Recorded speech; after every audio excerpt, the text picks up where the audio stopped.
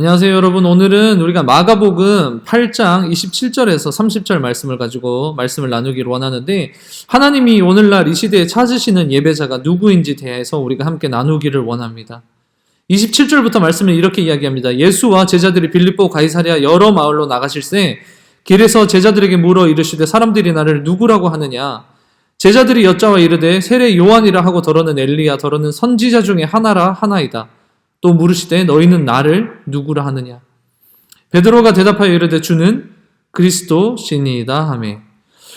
오늘은 예배에 대해서 이야기하려고 하는데, 오늘부터 3주간 동안 우리가 서칭 프로젝트를 진행하려고 합니다. 서칭, 즉 찾는다는 말인데요. 하나님은 각 시대에 자신의 뜻대로 살 사람들을 찾으셨습니다. 하나님은 세 종류의 사람들을 찾으셨는데, 먼저 예배자를, 그리고 헌신자를, 그리고 세 번째로 전도자를 찾으셨죠. 첫 번째로 우리는 하나님이 예배자를 찾으십니다 라는 이 말을 가지고 오늘 본문에 나오는 이 베드로의 고백을 통해서 하나님이 어떠한 예배자를 찾으신가, 과연 예배는 무엇인가에 대해서 알아보기를 원합니다. 여러분, 그래서 예배란 무엇입니까? 예배는 두 가지 단어가 합쳐진 것인데요. worth 그리고 ship. worth는 가치를 이야기하고요. ship, service, 그것은 신분을 이야기합니다. 그래서 worth, 가치와 ship, 신분, 가치와 신분을 같이 드리는 것이 예배라는 것이죠. 그래서 예배는요, 가장 가치 있는 사람들을 발견하는 거고, 그리고 가치 있는 분에게 나의 가장 가치 있는 것을 드리는 것입니다. 당신의 물건 중에, 우리의 물건 중에 가장 가치 있는 것을 보통 우리가 결혼 반지라고 하지 않습니까? 그 결혼 반지를 가장 가치 있는 것으로 여기는 것. 근데 그 결혼 반지를 아무에게나 줍니까? 그 결혼 반지는요, 나에게 가장 가치 있는 사람에게 주는 겁니다. 그래서 예배는요, 나의 가장 가치 있는 것, 나의 생각과 나의 몸과 나의 마음, 나의 모든 것을, 나의 온 정성을, 그 가치를 담아서 가장 가치 있는 분 예수 그리스도에게 드리는 것이죠. 그것이 여러분 예배입니다. 그래서 오늘 우리는 이 예배에 대해서 한 가지를 이야기하려고 하는데요. 바로 예수님은 우리에게 누구이신가? 다시 바꿔서 이야기하자면 당신에게 예수님은 누구인가입니다. 오늘 본문에서 예수님은 제자들에게 물으십니다. 너희는 나를 누구라고 하느냐? 제자들이 이르되 세례 요한이라 하고 더러는 엘리야 더러는 선지자 중에 하나라 하더이다. 예수님이 제자들에게 너희는 나를 누구라고 하느냐 이렇게 물으신 것은 그냥 요한, 엘리야, 선지자 이러한 단답형이 아니라 관계 속에서 너에게 있어서 나는 누구냐 이것을 물으신 것이죠. 베드로가 대답하죠. 주는 그리스도시니이다. 여러분, 메시아는 기름 부음 받은 자를 이야기하는데 그리스도라고 이야기하면서 구원자를 의미하는 이 단어, 그런데 여기에 관계가 들어가는 순간에 세상의 구원자가 나의 구원자가 되는 것, 여러분 그것이 가장 놀라운 일입니다. 여러분, 그래서 예배는 관계예요. 예배는 가치 있는 대상에게 가장 가치 있는 것을 드리는 것. 이 세상을 구원하실 메시아 하나님, 그것이 그분의 가치잖아요. 그래서 이 예배 자체에 가치가 있는 것보다는 그분이 나에게 가치가 있는 것이에요. 그리고 그분의 가치가 곧 나의 가치가 되기를 원하는 것. 그것이 예배입니다. 세상의 구원자가 나의 구원자가 된다는 것. 다시 한번 말씀드립니다. 세상의 구원자, 온 인류의 구원자가 나의 구원자가 되는 것. 이것이 얼마나 놀라운 일입니까? 그런데 이것은 오직 그분과의 관계에서 가능한 거죠. 그렇게 될 때 우리는 예배에서 뭘 하게 되죠? 그분을 높여드리며 그분의 말씀을 듣고 그분께 영광을 올려드리는 것. 우리의 예배가 이런 예배가 되기를 원합니다. 당신은 예수님을 누구라고 고백합니까? 나의 주, 나의 하나님으로 고백하고 계십니까? 어떤 이들에게 예수님은 공자와 같이 그저 역사 속의 인물이고 현자 같은 사람입니다. 어떤 이들에게 예수님은 부처와 같이 신중, 어떤 위대한 그런 사람 중에 한 명이라고 이야기하죠. 그런데 예수님이 당신에게 어떻게, 왜 특별하신 분인지 그것을 아는 것이 우리의 신앙이죠. 그렇다면 당신은 그분의 이름을 알고 계십니까? 그렇다면 여러분들은 그분의 이름을 잘 알고 있습니까? 예수님에게는 여러 가지 이름이 있습니다.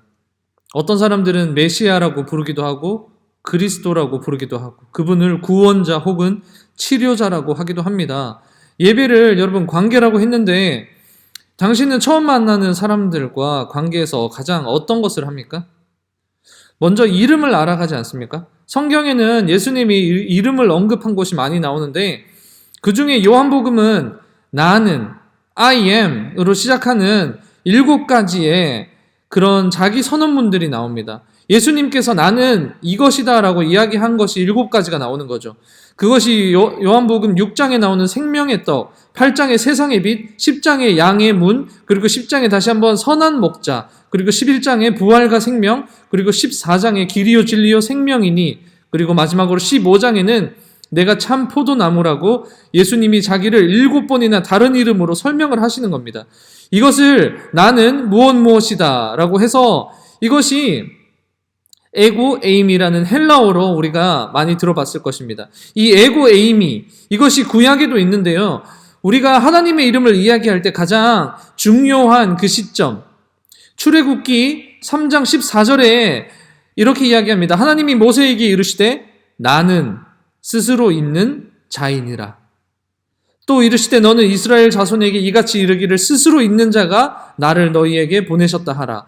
하나님이 자신을 자기 스스로를 처음으로 표현한 구절입니다. 그리고 나중에는 이 하나님을 우리가 야훼라고 불렀습니다.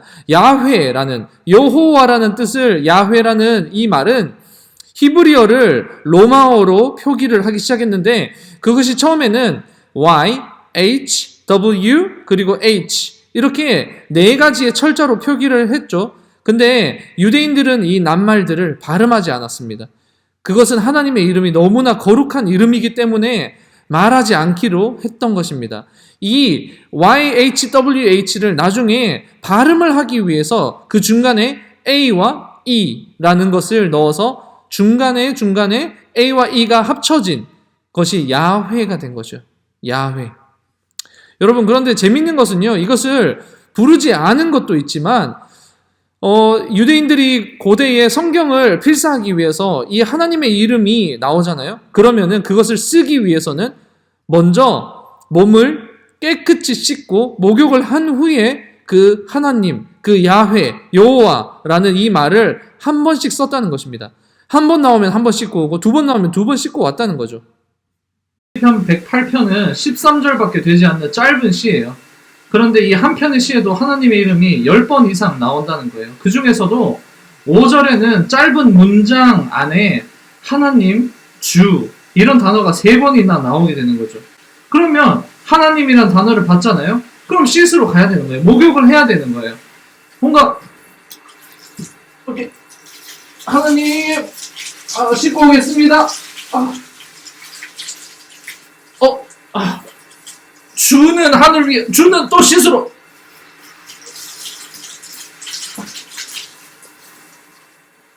하늘 위에 높이 들리시며 주의 영광 또 씻으.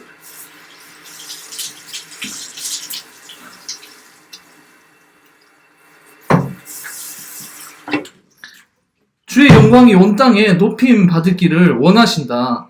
하나님이란 단어를 보고 목욕을 하고 와도 계속 그렇게 목욕을 하고 또 씻으러. 이게 예전 이스라엘 백성들이 이 하나님의 이름은 이 정도의 가치가 있었다는 거죠. 그래서 오늘날 이 시대를 살아가는 우리에게 이 하나님의 이름이 무엇인지 그것이 가장 중요한데 이것이 신약으로 와서 예수님의 이름이 되어질 때 성경은 이 이름의 가치를 많이 이야기합니다. 사도행전에서 장로들이 사도들을 세우고 묻습니다. 사도들을 가운데 세우고 묻되 너희가 무슨 권세와 누구의 이름으로 이 일을 행하였느냐. 누구의 이름으로 이렇게 하는 것이 유대인들에게는 엄청 중요한 것이었죠.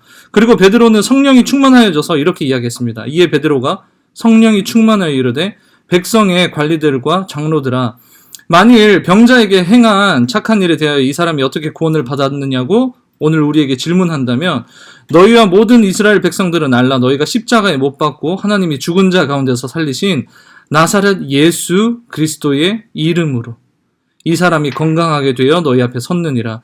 이 예수는 너희 건축자들의 버린 돌로서 집 모퉁이의 머릿돌이 되었느니라. 그리고 마지막 12절에 이렇게 이야기합니다. 다른 이로서는 구원을 받을 수 없나니 천하 사람 중에 구원을 받을 만한 다른 이름을 우리에게 주신 일이 없음이라 하였더라. 그들은 예수의 진정한 이름을 알았습니다. 그 이름만이 우리를 구원할 이름인 것을 알았던 거죠. 그리고 제자들은 이 이름을 사용했습니다. 그래서 사도행전 3장에 우리가 잘 알듯이 9시에 베드로와 요한이 성전에 올라가서 기도하러 갑니다. 그리고 나면서 못 걷게 된 이를 사람들이 메고 오니 이는 성전에 들어가는 사람들에게 구걸하기 위한 날마다 미문이라는 성전에 그 사람이 구걸하는데 베드로와 요한이 그때 그를 보고 이렇게 이야기하죠. 그들에게 무엇을 얻을까 하여 요한과 베드로를 바라보거들. 베드로가 이르되 은과 금은 내게 없거니와 내게 있는 이것을 주노니 나사렛 예수 그리스도의 이름으로 일어나 걸으라 하고, 내게 줄 것이 없지만 이 이름의 능력을 그들은 그 어느 것보다 가치 있게 생각했습니다. 그것은 그 이름을 가진 분이 누구인지를 알았기 때문이죠. 이 이름이 어떤 이름입니까? 사도행전 2장 21절은 이렇게 이야기합니다. 누구든지 주의 이름을 부르는 자는 구원을 받으리라 하였느니라. 이것이 이런 이름입니다. 예수 그리스도의 이름의 능력이 이런 능력을 가지고 있는 것입니다. 우리는 기도할 때 항상 어떻게 마지막 말을 합니까? 예수의 이름으로 기도합니다. 예수님 이름으로 기도합니다. 아멘. 이라고 우리가 외칠 때에 우리가 매일 기도할 때 부르는 그 이름이 그분이 누구인지 알고 우리가 기도한다면 우리의 기도에 능력이 생기기 시작하는 것입니다. 여러분, 말씀을 마치면서 이러한 질문에 스스로 대답해보면 좋을 것 같습니다. 이 예배에 당신은 예수님과 관계를 가지고 있는 예배인가? 예수님은 당신에게 가장 가치 있는 분인가? 그분께 당신은 가장 가치 있는 것을 드리는가? 그리고 당신은 오늘도 예수의 이름이 당신 안에서 회복되어져 가는가? 이러한 질문에 여러분 조금씩 그 답변이 yes 라고 변할 때에 우리의 예배는 조금씩 바뀌어질 것입니다. 그리고 그 가운데 여러분도 변화되어질 것입니다. 여러분, 하나님은 자신의 이름을 제대로 알고 예배하는 사람들을 찾으십니다. 그러한 예배자를 찾으십니다. 당신은 그러한 사람입니까? 그것을 위하여서 오늘 결단하기를 원합니다. 하나님, 당신의 이름을 나에게 회복시켜 주시옵소서. 당신을 더욱더 알려주시옵소서. 그 이름의 소망을 내가 다시 한번 붙들기를 원합니다. 하나님, 내가 그 이름으로 기도할 때 주님, 베드로와 요한이 성전의 그 미문에 있는 그 앉은 자를 일으킨 것과 같이 하나님 나에게 그러한 능력을 주시고 하나님 나의 기도 가운데 주님 응답하여 주시옵소서. 함께 그렇게 기도했으면 좋겠습니다. 함께 기도하십시다. 하나님, 오늘 우리가 주님 앞에 선 예배자가 되기를 원합니다. 하나님, 예배자를 찾으실 때에 하나님 나를 써주시옵소서. 나를 사용하여 주시옵소서. 내가 주님 이곳에 있습니다. 나를 사용하여 주시옵소서. 예수 그리스도의 이름을 알고 그 이름의 능력을 아는 자들, 하나님 그 이름이 주는 구원을 하나님 가진 자들, 하나님 그러한 자들 하나님 찾으실 때에 우리 고등부 아이들을 써주시고 하나님 이 영상을 보는 모든 우리 제일교회 성도님들과 하나님 모든 성도님들을 주님 사용하여 주셔서 하나님 우리가 이 어려운 때에 정말 주님의 이름을 더욱더 부르짖는 자들 될 수 있도록 주님 인도하여 주시옵소서. 하나님 우리를 구원하실 줄로 믿습니다. 이 모든 말씀 예수 그리스도의 이름으로 기도드립니다. 아멘.